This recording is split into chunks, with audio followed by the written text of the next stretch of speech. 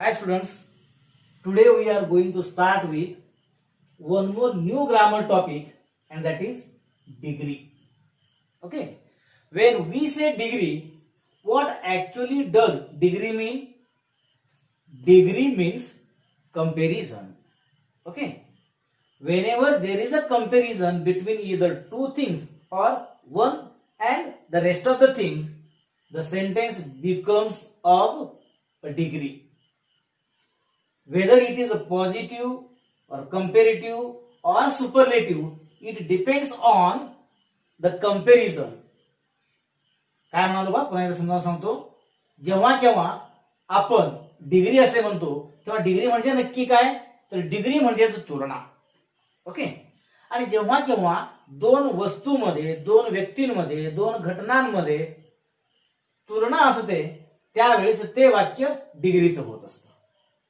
आणि ही जी तुलना आहे ही तुलना कशा प्रकारची आहे, कोणाकोणामध्ये आहे, यावरून डिग्रीचे असणारे हे तीन प्रकार या ठिकाणी पडतात.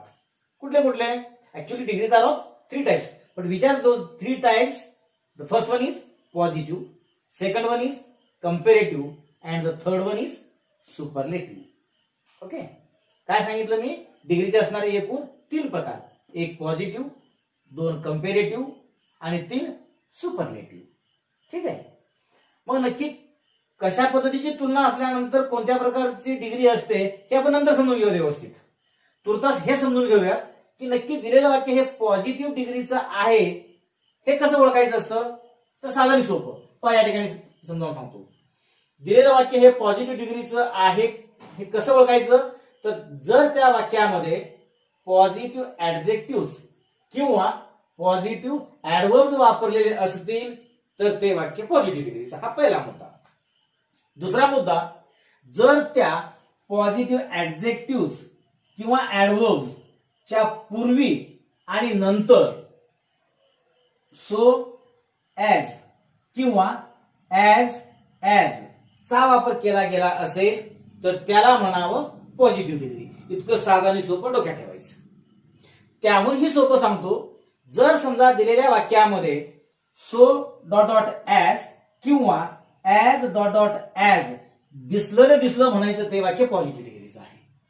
कारण या सो डॉट डॉट ॲज किंवा ॲज डॉट डॉट ॲज च्या मध्ये येणारा जो कोणता ऍडजेक्टिव्ह असेल किंवा जो कोणता ऍडवर्ब असेल तो 101% पॉझिटिव्हचाच असतो. त्याबद्दल फारसा विचार करण्याची आवश्यकता नाही. तुम्हाला फक्त सो डॉट डॉट ॲज किंवा ॲज डॉट डॉट ॲज दिसलं समजायचं ते वाक्य पॉझिटिव्ह डिग्रीचं आहे. ओके, मग एक वाक्य या ठिकाणी मी फळ्यावरती तुम्हाला लिहून दाखवतो, त्यावरून आपण समजून घेऊयात. फॉर एक्झाम्पल, एक वाक्य जर समजा मी असं म्हणालो, काय, Smita is as beautiful as Geeta. ठीक आहे. आता मगाशी आपण डिग्री म्हणत असताना डिग्री म्हणजे काय काय ज्या गोष्टी बघितल्या की नाही, त्या सर्व गोष्टी या वाक्याला तंतोतंत लागू पडतात का ते थोडस आपण पडताळून पाहूयात ना. काय काय म्हणालो आपण डिग्री म्हणत असताना? डिग्री म्हणजेच तुलना, ही पहिली गोष्ट बोललो. आता या वाक्याकडे थोडं आता येऊयात आपण. आता मला सांगा बरं, आता या वाक्याकडे पाहिल्यानंतर तुम्हाला या वाक्यामध्ये तुलना जाणवते का? कुठं? नक्कीच जाणवते. कोणाकोणामध्ये आहे बरं ती तुलना?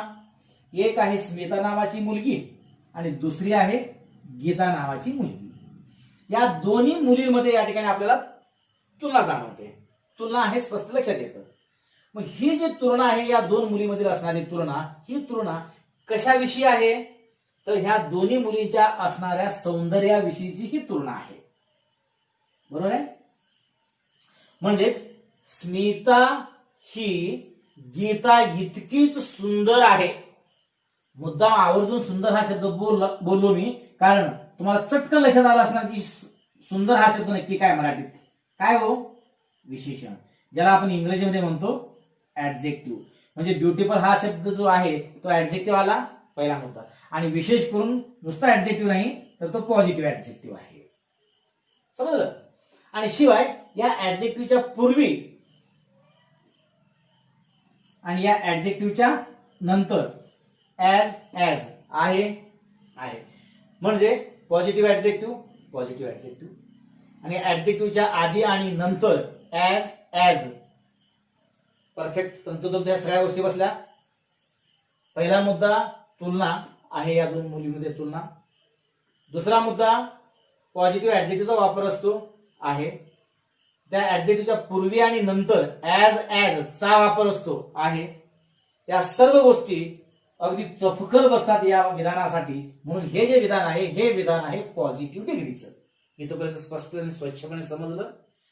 आता आपण उदाहरण क्रमांक 2 पाहूया. ठीक आहे, काय बरं उदाहरण?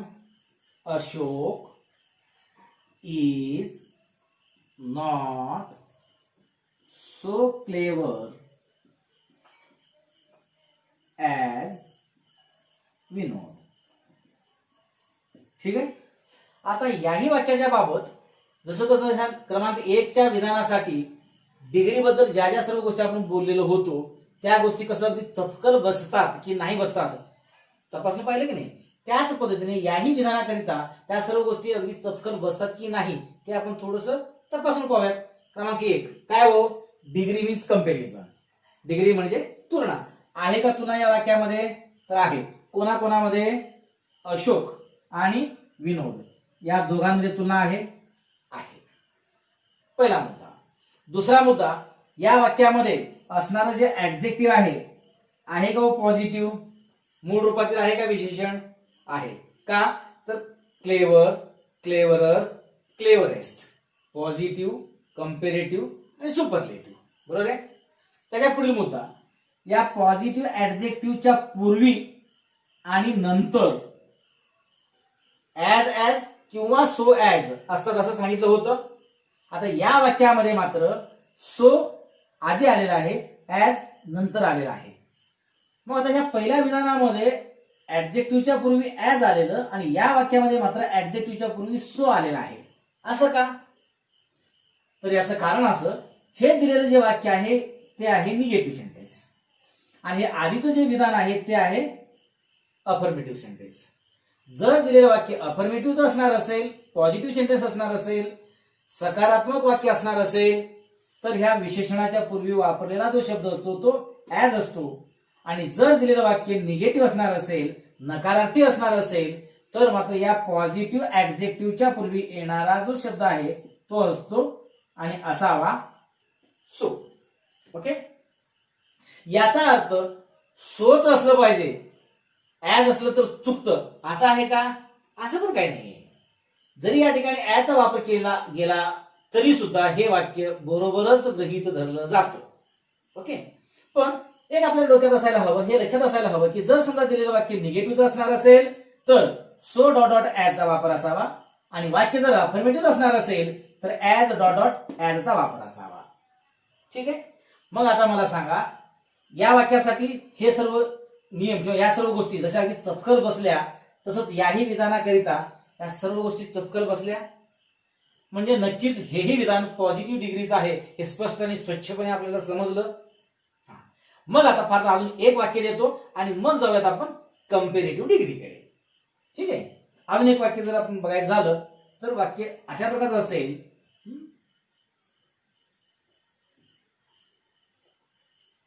Fighting people is not so good as planting trees.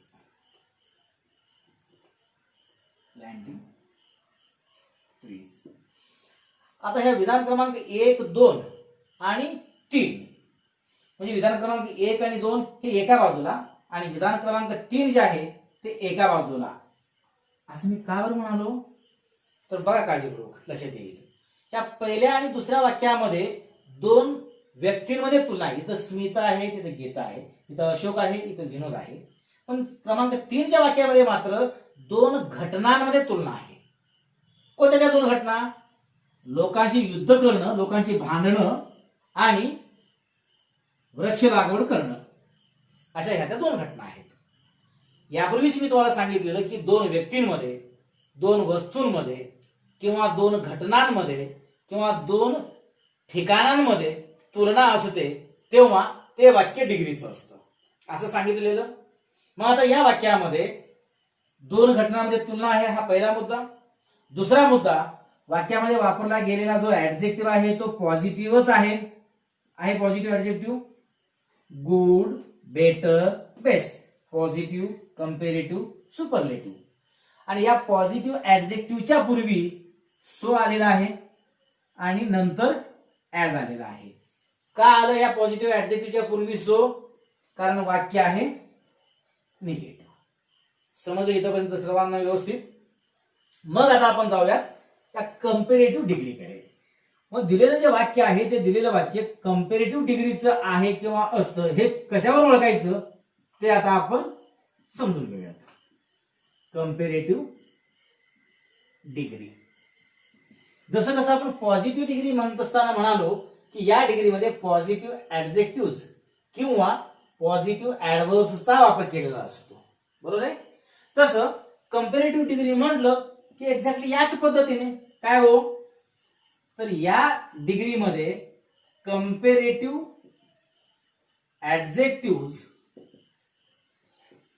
किंवा ऍडव्हर्ब्स चा वापर केलेला असतो. हा पहिला मुद्दा. आणि दुसरा अतिशय महत्वाचा मुद्दा म्हणजेच या ऍडजेक्टिव्ह किंवा ऍडव्हर्ब्स नंतर दॅनचा वापर केलेला असतो. एवढं लक्षात ठेवायचं. जसं कसं मी पॉझिटिव्ह डिग्रीच्या वेळेस तुम्हाला सांगितलं की नाही, सो डॉट डॉट ऍज किंवा ऍज डॉट डॉट ऍज दिसलं तर दिसलं वाक्य पॉझिटिव्ह डिग्रीचं समजावं. त्याच पद्धतीने याही ठिकाणी एक गोष्ट परफेक्ट डोक्यात ठेवायचं. जर दिलेल्या वाक्यामध्ये तुम्हाला THA दॅन हा शब्द दिसला की बिनधास्त समजायचं दिलेलं वाक्य हे कंपेरेटिव्ह डिग्रीचं आहे.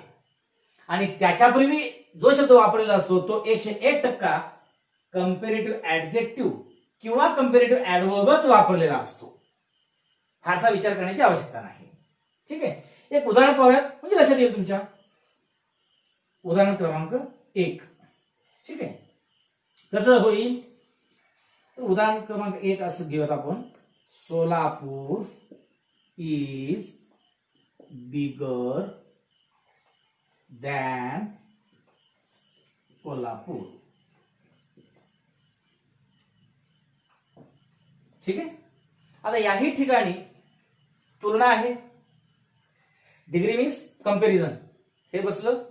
नंबर 2 असणारा जो ऍडजेक्टिव्ह आहे तो कंपॅरेटिव्ह फॉर्म मधला आहे. बिग, बिगर, बिगेस्ट. बिग पॉझिटिव्ह, बिगर कंपॅरेटिव्ह, बिगेस्ट सुपरलेटिव्ह.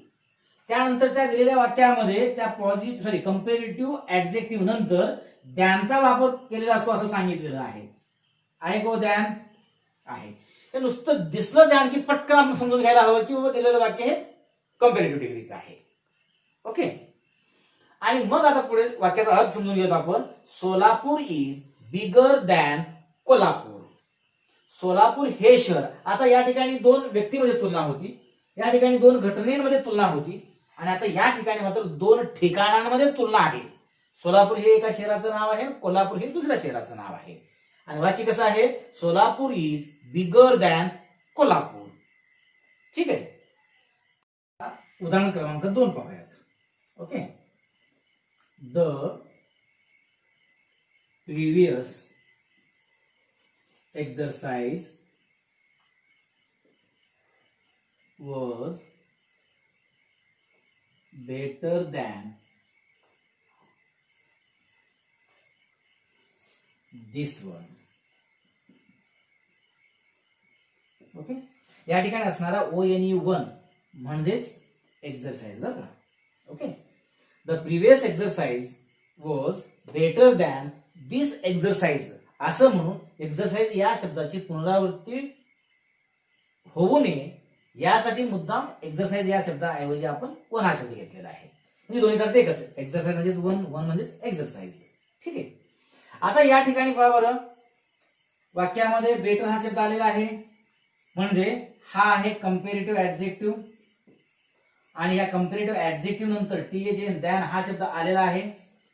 शिवाय आधीचा असणारा व्यायाम प्रकार आणि आताचा असणारा हा व्यायाम प्रकार या दोहोंमध्ये तुलना आहे. म्हणजे डिग्री मीन्स कंपॅरिझन हेही बसलं. त्यानंतर कंपॅरेटिव्ह ऍडजेक्टिव्ह असायला पाहिजे तेही बसलं. वाक्यात ज्ञान आहे अशा पद्धतीने दिलेले हे वाक्य देखील अगदी चपखलपणे कंपॅरेटिव्ह डिग्रीचं आहे हे स्पष्ट लक्षात येईल अशा पद्धतीने आपल्याला समजलं. ठीक आहे. त्यानंतर असणाऱ्या या 3 प्रकारांपैकी शेवटचा आणि तिसरा प्रकार म्हणजे सुपरलेटिव्ह डिग्रीचा प्रकार ते आता आपण पाहूयात. Number 3 superlative degree.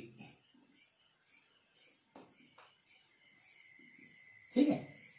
जसं कसं आपण पॉझिटिव्ह डिग्री कंपॅरेटिव्ह डिग्री ह्या दोन्ही बद्दल बोलत असताना पॉझिटिव्ह डिग्री कसं ओळखावं कंपॅरेटिव्ह डिग्री कसं ओळखावं हे पाहिलं की नाही. त्याच पद्धतीने आता सुपरलेटिव्ह डिग्रीचं वाक्य जे आहे ते कसं ओळखावं त्याची वैशिष्ट्य आपण बघूयात. काय असतं सर्वात महत्वाचा मुद्दा या डिग्रीमध्ये सुपरलेटिव्ह ऍडजेक्टिव्हचा वापर केलेला असतो किंवा सुपरलेटिव्ह ऍडवर्बचा वापर केलेला असतो पहिला मुद्दा. आणि दुसरा महत्वाचा मुद्दा यांच्यापूर्वी द या आर्टिकलचा वापर केलेला असतो. ओके. एक उदाहरण पाहूयात म्हणजे लक्षात येईल आपल्याला. For example number 1 Ashok was the greatest king.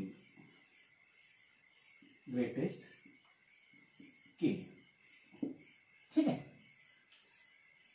आणि अजून एक वाक्य पाहूया.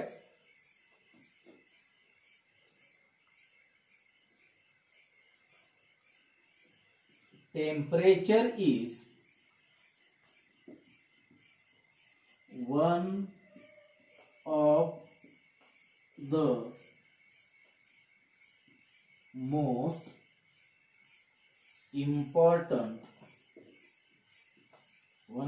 most important physical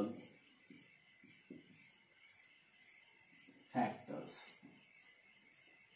ठीक आहे. यापूर्वी जेव्हा केव्हा आपण पॉझिटिव्ह डिग्री किंवा कंपॅरेटिव्ह डिग्रीचा विचार केला तेव्हा ना त्या पॉझिटिव्ह डिग्रीचे प्रकार होते ना त्या कंपॅरेटिव्ह डिग्रीचे प्रकार होते. पण सुपरलेटिव्ह डिग्री असं जेव्हा केव्हा मी म्हणतो तेव्हा त्या सुपरलेटिव्ह डिग्रीचे असणारी ही जी दोन्ही उदाहरणे या ठिकाणी फळ्यावर दिलेली आहेत की नाही हे पाहिल्यानंतर तुमच्या लक्षात आलेलं असावं. बारीक जर समजा तुम्ही ऑब्झर्वेशन केलं असाल तर या सुपरलेटिव्ह डिग्रीच्या वाक्याचे 2 प्रकार असतात. कोणकोणते ते? आकडा 1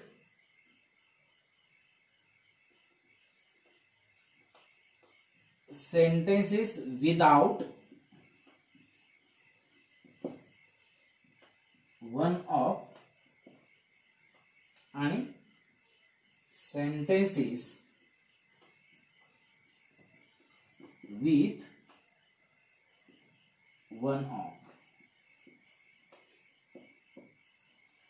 आलं लक्षात? आता पहा पहिलं जे वाक्य आहे Ashok was the greatest king या वाक्यामध्ये या सुपरलेटिव्ह ऍडजेक्टिव्हच्या पूर्वी वन ऑफ चा वापर आहे का हो? नाही. या उलट दुसऱ्या वाक्यात असलेल्या द मोस्ट इम्पॉर्टंट या सुपरलेटिव्ह ऍडजेक्टिव्हच्या पूर्वी मात्र वन ऑफ चा वापर आपल्याला स्पष्टपणे इथं दिसतो. मग जर समजा दिलेल्या वाक्यामध्ये वन ऑफ चा वापर केलेला असेल तर त्या वाक्याचा अर्थ काय आणि जर वन ऑफ चा वापर केलेला नसेल तर त्या वाक्याचा अर्थ काय तेवढं आपण समजून घेऊयात.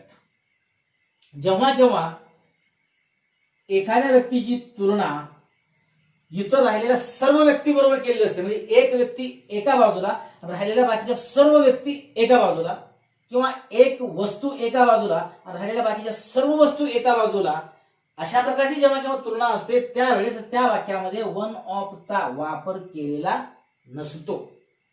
या उलट जेव्हा केव्हा असणाऱ्या अनेक वस्तूंपैकी काही वस्तू एका बाजूला आणि राहिलेल्या इतर सर्व वस्तू एका बाजूला अशी तुलना असते किंवा असणाऱ्या काही वस्तूंपैकी एक वस्तू एका बाजूला आणि राहिलेल्या इतर वस्तू एका बाजूला अशी तुलना असते त्यावेळेस त्या वाक्यामध्ये वन ऑफ चा वापर केलेला असतो.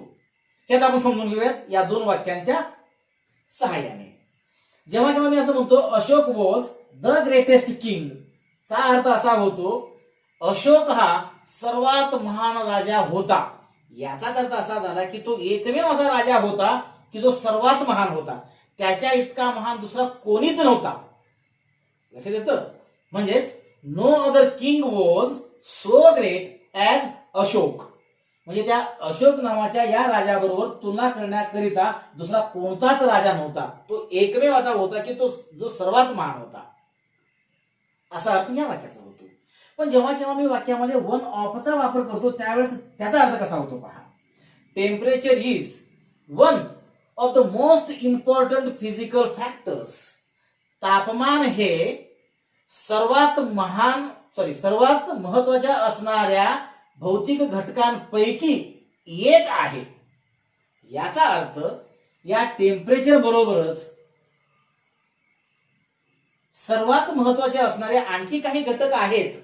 उदाहरणार्थ टेम्परेचर आहे, त्यानंतर वारा आहे, पाऊस आहे. हे सर्वच मोस्ट इम्पॉर्टंट फिजिकल फॅक्टर्स आहेत. बरोबर आहे. आणि या मोस्ट इम्पॉर्टंट फिजिकल फॅक्टर्स पैकी टेम्परेचर हे एक आहे. तसं अशोकाबाबत असं नाही.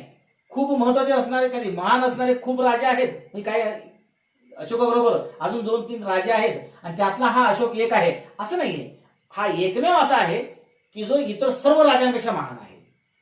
पण टेम्परेचरच्या बाबत मात्र असं होतं आहे की temperature is one of the most important physical factors. It means that there are some other physical factors which are as important as temperature. लक्षात आलं? हा फरक आहे या दोन प्रकारच्या वाक्यांमध्ये. अशा पद्धतीने पॉझिटिव्ह डिग्रीचं वाक्य कसं ओळखावं, कंपॅरेटिव्ह डिग्रीचं वाक्य कसं ओळखावं आणि आता दिलेलं हे सुपरलेटिव्ह डिग्रीचं वाक्य कसं ओळखावं हे उदाहरणांच्या सहाय्याने या ठिकाणी आपण समजून घेतलेलं आहे. सर्वांना स्वच्छपणे समजलेलं असणार आहे. आता याच्यानंतर दिलेल्या पॉझिटिव्ह डिग्रीच्या वाक्याचं कंपॅरेटिव्ह डिग्रीमध्ये कशा पद्धतीने रूपांतर करतात आणि करावं आणि दिलेल्या कंपॅरेटिव्ह डिग्रीच्या वाक्याचं पॉझिटिव्ह डिग्रीमध्ये कशा पद्धतीने रूपांतर करतात आणि करावं ते समजून घेणार आहोत. आणि त्यानंतरच्या पुढील व्हिडिओमध्ये दिलेल्या सुपरलेटिव्ह डिग्रीच्या वाक्याचं पॉझिटिव्ह आणि कंपॅरेटिव्ह मध्ये रूपांतर करत असताना जर दिलेल्या वाक्यामध्ये वन ऑफचा वापर नसेल तर त्या प्रकारच्या वाक्यांचं पॉझिटिव्ह आणि कंपॅरेटिव्ह मध्ये रूपांतर करताना कशा पद्धतीने करतात आणि जर दिलेल्या वाक्यामध्ये वन ऑफचा वापर असेल तर त्या प्रकारच्या सुपरलेटिव्ह डिग्रीच्या वाक्याचं पॉझिटिव्ह आणि कंपॅरेटिव्ह डिग्रीमध्ये कशा पद्धतीने रूपांतर करतात आणि करावं हे आपण समजून घेणार आहोत. ओके.